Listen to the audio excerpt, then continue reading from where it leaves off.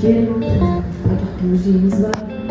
Енді жалпы біз сізді шақырудан мақсатымыз өзіңізден тіл үйрету. Жалпы біз қазіргі жағдайда бізге не жетіспейді, біздің бағдарламамызға ұлттық құндылықтар. Енді мен ойлаймын, сіздер сондай сөйлемдерін, идеясын қолданып отырып, сол мерекенің орнына бесік той немесе сүндет той деген сияқты. Алар Хэллоуинде не істейді, бесік тойда не істейді, қандай нәрсе жаңағы атрибуттары не деген атрибуттары мыналар. Хэллоуинде киім десе киінбейсіз. Өйткені біз тұрақталғанымыз біздің қазығымыз қағылған. Ал мектеп жасындағы балалар, олар қызығушылық көп қой. Қазір мысалы кәріс десе кәрістің киносын көрсе соған ертеді. Сондықтан біз енді бағдарлама осылай деп отырмай бәрібір сіздер қосымша материалдар алып келесіздер.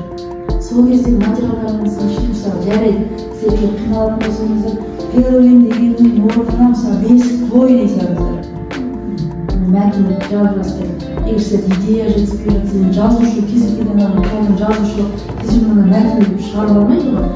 Мен ойлаймын, сіздер сондай сөйлемдерін, идеясын қолданып отырып, сол мерекенің орнына құрылысы қандай, не болмаса үлкендер бата дегеннен бата етегізде бес мүшесі деген сияқты.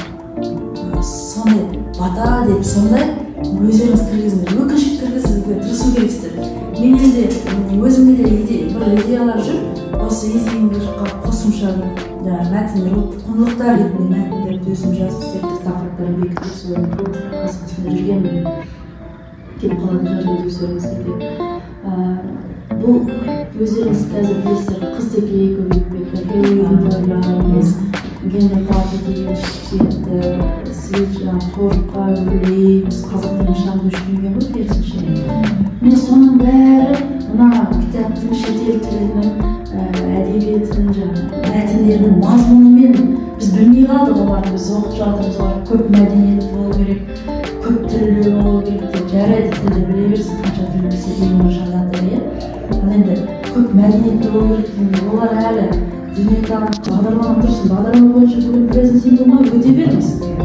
Мәтінін балалар мәнерлеп оқыңдар деу керек те, өздеріңіз сол мәтінге қатысты, бірақ ұлттық құндылық негізінде соны жаттатыңыздар.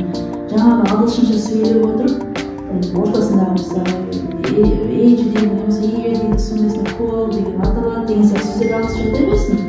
Бірақ музыкаға бір көп дегендерді қазақша айтып отырмын да, қазақша дұрыстау керек. Мысалы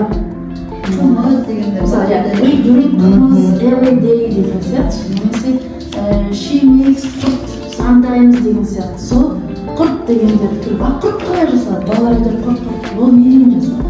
Сол нәрсеге бұларды кіріктіру керекпіз да. Киіз үйдің құрылысы қандай?